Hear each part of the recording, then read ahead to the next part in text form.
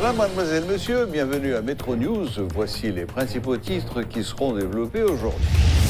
Les voyageurs en provenance d'Haïti doivent désormais présenter un test négatif au coronavirus pour entrer aux États-Unis. Cette décision est entrée en vigueur ce mardi. Plusieurs résidents de la capitale expriment leur ras-le-bol face à la multiplication des cas d'enlèvement. Ils invitent les autorités à prendre leurs responsabilités afin de freiner ce phénomène. Des organisations syndicales de transport en commun et plusieurs associations de mototaxis ont lancé pour les 1er et 2 février prochains un mot d'ordre de grève afin de protester contre le kidnapping.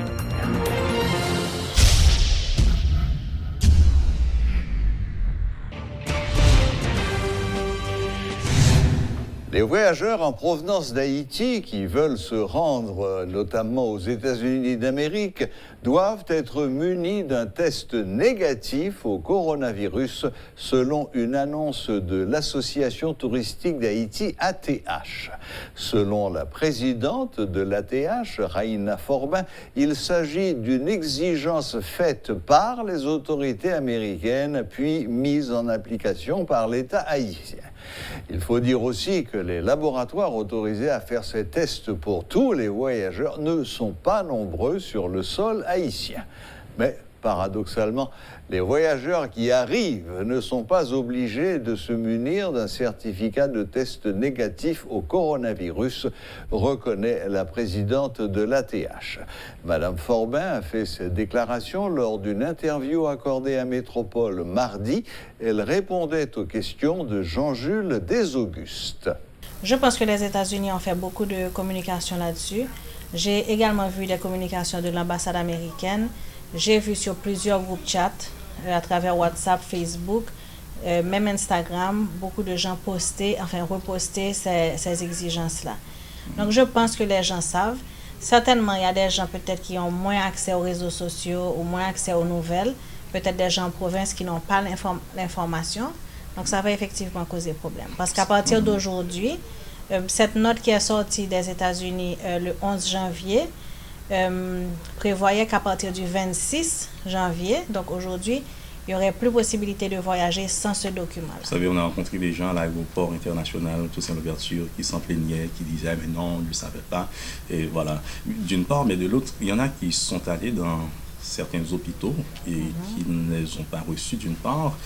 Et il y en a d'autres qui venaient avec un test et que l'aéroport n'acceptait pas ce test. Est-ce qu'il y a vraiment un hôpital spécifique, des centres spécifiques, si vous voulez, qui travaillent de concert ou bien en partenariat avec les instances concernées, les instances étatiques, mais aussi privées, comme l'ATH par exemple?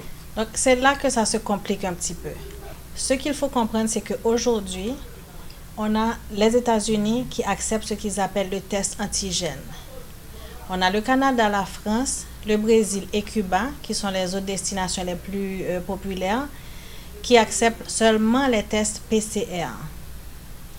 Aujourd'hui en Haïti, la structure ne permet pas que les tests PCR se fassent à hauteur du nombre de voyageurs.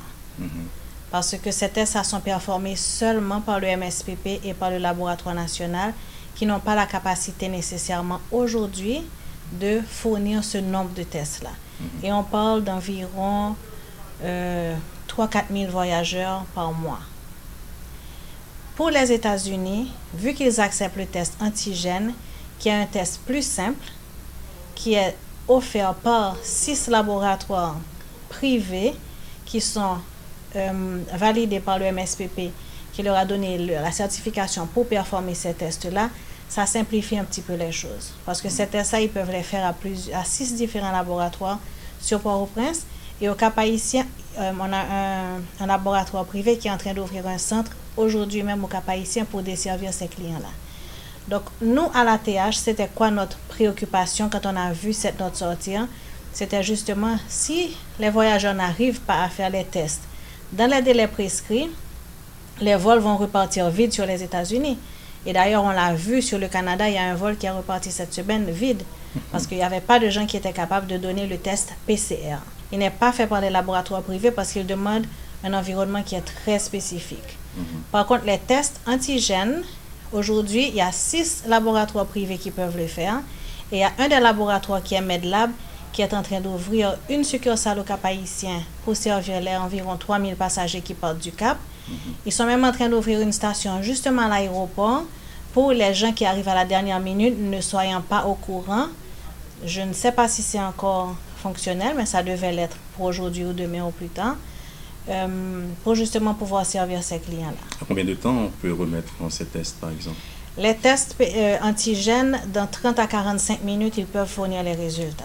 Donc, quelqu'un qui arriverait, bien sûr, c'est 3 heures de temps à l'avance à l'aéroport sans son test, peut rapidement se rendre à côté au laboratoire de MedLab qui est à l'aéroport, faire son test et retourner au comptoir et ne pas perdre son vol. Est-ce que le test doit être quotidien, c'est-à-dire est-ce que ça ne doit pas dépasser un nombre de jours spécifique, c'est-à-dire si sur la 72 heures par exemple que j'ai fait un test et que je revenais des États-Unis par exemple, est-ce que je peux me servir de ce papier, de ce certificat pour retourner aux États-Unis? Je ne sais pas si tu peux réutiliser le certificat d'un test fait à l'extérieur du pays, mais je sais que les exigences pour les États-Unis, c'est que le test soit fait à l'intérieur des 72 heures. Et moi, encore une fois, au niveau de l'association touristique, c'était une grosse préoccupation pour nous. Ils ont trouvé une formule pour valider les tests et éviter toutes sortes de fraudes, parce qu'on a déjà observé que des gens faisaient de faux résultats.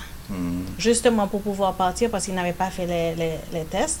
Et il y a un petit réseau qui s'est monté pour fournir de faux résultats. Donc, le laboratoire MedLab, par exemple, quand tu vas faire un test sur le MedLab, il va te donner ton certificat avec un QR code. C'est un code unique. Et à partir de ton téléphone, les lignes aériennes peuvent scanner ce code-là. Et vérifier son authenticité. Et ça les amène directement au système de MedLab qui va valider l'authenticité du test.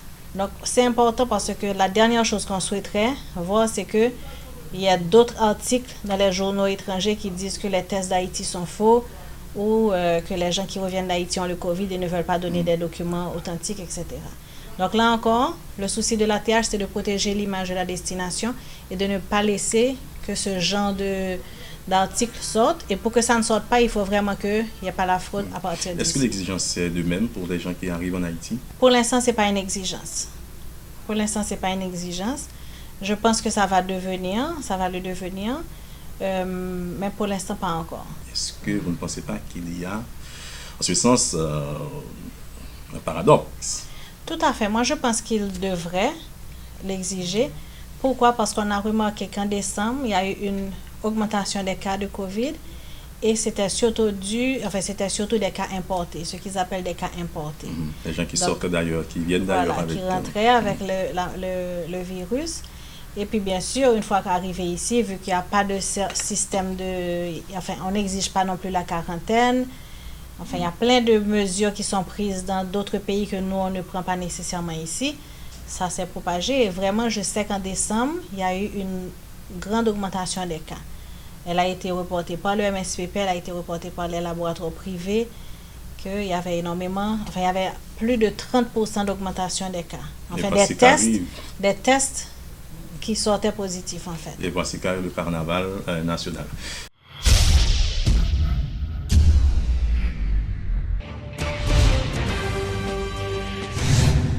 Des citoyens de la capitale expriment leur mécontentement par rapport au kidnapping qui continue de faire des victimes à travers le pays. Tout cela est planifié, selon certains, tandis que d'autres estiment que cela a un impact psychologique sur les paisibles citoyens. Et finalement, il y en a qui pointent du doigt des acteurs politiques en tant que responsables. C'est une situation qui dépasse les autorités en place, affirment les interrogés, arguant qu'il est temps de passer de la parole aux actes pour reprendre le contrôle du pays. Suivez ce reportage de Rodolphe Pierre-Louis. Moi-même, personnellement, je ne peux pas marcher. Moi, je suis petit, je ne peux pas aller à l'école. Je peux. Moi, petit, je ne peux pas aller à l'école. Je suis obligé de rester dans moi-même. Parce que même moi, mal travail, je sors dans le travail, moi, c'est rentrer là. Moi, je travaille dans le travail, longtemps, je suis là, je suis détente, là, même je ne peux pas faire encore. Ils en ont assez du kidnapping, ces jeunes travailleurs rencontrés dans un espace public. Le phénomène n'est pas nouveau, mais au rythme avec lequel il s'étend, angoisse ces paisibles citoyens. Le problème kidnapping, c'est un bagage inexplicable. L'aime dit inexplicable parce que un pays tant qu'Haïti pas de vivre sans vivre là. Et c'est première fois moi ça. Je ne pas dire 2004 pas de gain non, mais ça récipient. Nous pas supposé non bagage comme ça parce que gros a tué nous, mon a travail, c'est comme si m'da dou ou pas gain sérieux que va régler. Moi même celle ça m'da dit c'est pour ta créer moyen pour nous comment nous ta faire essayer freiner bagage ça. D'abord moi même spécialement m'pa dire c'est opposition, m'pa dire c'est pouvoir qu'a fait parce que m'pa ouais qui est-ce qu'a fait. Personne n'est à l'abri. Certains vont plus loin dans leurs réflexions en affirmant que ce phénomène est téléguidé. Ces professionnels se montrent soupçonneux envers certains acteurs politiques. On kidnappe une fait à 5h du matin, 5h15, bon équipe moun qui dit que c'est des gens politiques qui viennent faire manifestation parce que yo prend un monde pour aller au GAN, famille pour courant et puis c'est son équipe l'autre monde qui vient prendre qui a sorti avec. Que le monde dans le gouvernement, que le monde qui dans opposition, à monde que ça profite à tôt ou tard la retourner contre quand même parce que méchanceté pas bon pour faire monde. Son bagage bien planifié qu'il est parce que avant tout pour te connaître qu'il est à l'aise sans problème dans l'activité non mais pour qu'on a sous besoin font bagage obligé à veiller soit sortir obligé sortir à deux grades parce que même alentour quand on sortir même on va faire avec ou va prendre question. Pas un jour ne passe sans qu'un nouveau cas soit rapporté sur les réseaux sociaux. Si autrefois certaines catégories sociales étaient ciblées, aujourd'hui n'importe qui peut être enlevé. En outre, les victimes peuvent être violées ou torturées, ce qui leur laisse des séquelles psychologiques. Parce que je ne peux pas comprendre ce qu'a fait. Je ne peux pas comprendre. C'est comme si je comprends là pour un jouet, prend vie pour un jouet. Je ne peux pas comprendre. Normal, il faut peur. Oui, il faut peur. Oui, pas peur. Non? Ou des petites, ou des parents dans la rue, il faut peur. Par exemple, je connais bien une dame, ça développe une peur la Kaili. On peur la Kaili. Et même dit que, écoutez, on va créer une pathologie psychique la Kaili. Parce que, je connais chita dans la machine avec elle, n'a parlé d'un bagaille, c'est fini. Après, je me compte, il pas coûter, il pas bailler. Moi, comme ça.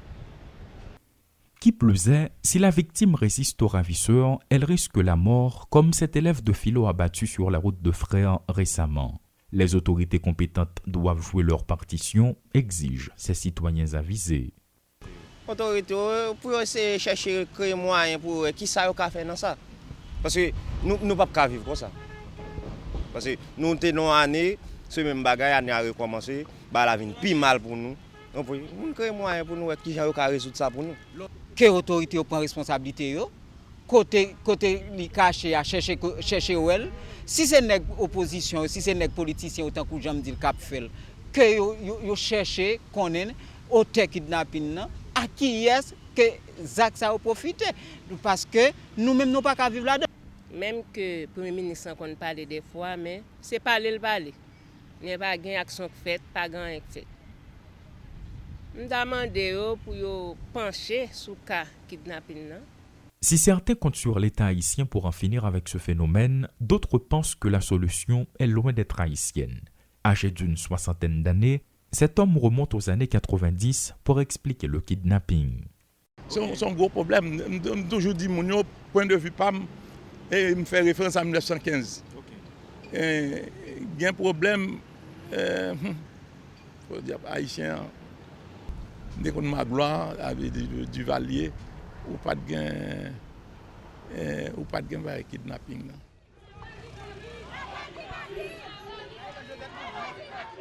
Alors que l'insécurité fait rage, que ce soit dans la capitale ou dans les villes de province, les autorités étatiques semblent dépassées par les événements. Certes, la PNH fait de son mieux pour tenter de reprendre le contrôle de la situation, mais rien n'est moins sûr. Dans un contexte où le président de la République s'occupe de ses projets, l'opposition se préoccupe du 7 février 2021, et c'est à peine que des membres de la population sont plongés dans un monde de colère, d'amertume, de frustration et de mécontentement.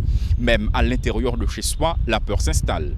Des instructions formelles ont été passées pour paraphraser les membres du pouvoir en place, mais vu la réalité, le doute est permis. Claude Désir et Rudolph Pierre-Louis pour Télémétropole.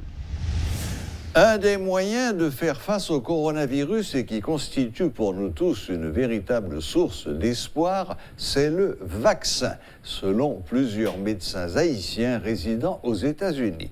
Ces professionnels de la santé encouragent tous les Haïtiens à se faire vacciner si le pays reçoit des doses. Suivez les explications de Sheila Fleur-Lomini, Clotaire Ariste, Ludovic Labranche et Julien Sanon. Donc, je ne peux pas dire exactement, j'en ai appliqué le bois ici aux États-Unis qui doit appliquer en Haïti parce que la situation est complètement différente. Donc, nous avons une approche complètement différente avec une approche qui est appliquée à terrain que nous avons appliqué là en Haïti. Et cependant, je pense exactement que c'est des gens qui ont besoin et qui ont l'habitude en pile. Donc, c'est des gens qui ont plus de risques pour développer. Si on développe, il y a plus de risques pour détériorer. Parce que les gens, ça vaut la peine que vous preniez. Exactement, à part, nous mettons plus que 65 ans ici, hein? Mais pour bien nous, terrain différent, on ne peut pas un chiffre qu'on y a. Donc, il faut faire une étude. Nous ne pouvons pas exactement avancer un chiffre sans nous faire une étude qui permet que nous gagnions. Parce que exactement, plus âgé, plus 65 70 ans, il vaut la peine que nous apprenions. C'est l'autre maladie tout qui a bien intérêt à prendre tout. Et les gens qui ont diabète, les gens qui, par exemple, qui ont dialyse, les gens qui ont problème rein, en plus, les gens qui ont cancer, il y a plus de gens qui ont bénéficié de l'île. Ce n'est pas toute la population en général. Parce qu'on a un groupe de population qui a vraiment bénéficié de lui. Définitivement, absolument, sans aucun doute. Et pour le vaccin, maladies sont maladies qui graves. La majorité des cas, les qui prend, les plus de 65 ans qui prend, un docteur Sanos l'hôpital, qui cause un pile de mort. Donc, nous supposons contrôler les maladies. Pour nous contrôler, c'est deux gens. Et ou qu'a fait immunité, ou bien à travers maladie, ou bien à travers le vaccin. Donc, il n'y a pas quelqu'un qui a pris une chance sur la maladie, mais si je ai choix, je ne vais pas prendre chance pour la maladie, je vais prendre un vaccin pour avoir une immunité contre lui. Donc, il n'est pas obligatoire pour qu'on prenne un vaccin.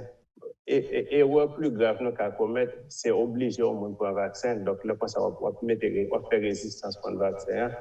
Mais le disponible, tout donné jusqu'à présent, montre le vaccin plus sûr que acétaminophène comme on prend pour mon tête. Les plus sûr qu'aspirine comme on prend. Je ne pas et côté propagande, il y a un support en plus que vaccin.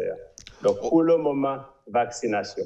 Vaccin dans ce domaine-là, les AstraZeneca et dans Saint-Domingue, oui, il y a affecté, il y a plus que 2000 personnes qui mourent, il y a plus que 204 000 personnes qui sont infectées. Mais nous-mêmes, qui en Haïti, qui c'est île là, comme j'ai un ami qui te pose des questions, même là, nous pas affectés aussi, pour nous capables de herd immunity, ça une immunité anticorps là, parce que c'est même île là, en pile là, nous monter descendre, il est bon pour 70 à 80% de vaccinés. Le vaccin, ça a efficacité est vraiment similaire, 95% efficace.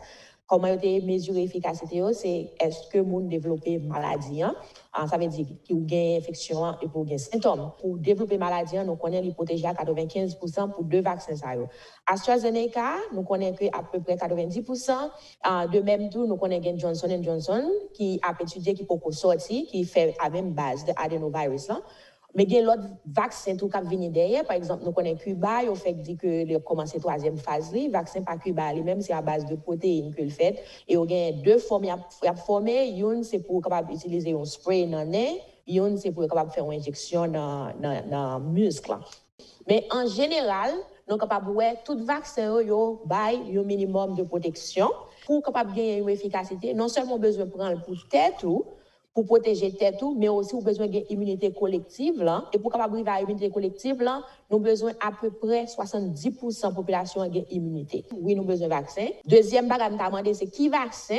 Nous pensons que ARN vaccin n'est pas pour nous-mêmes parce que nous n'avons pas gagné capacité pour nous conserver vraiment. Un vaccin qui prend moins de 93 degrés centigrades pour conserver. Nous ne sommes pas capables de conserver le vaccin ça en Haïti pour nous faire une vaccination à échelle en killage.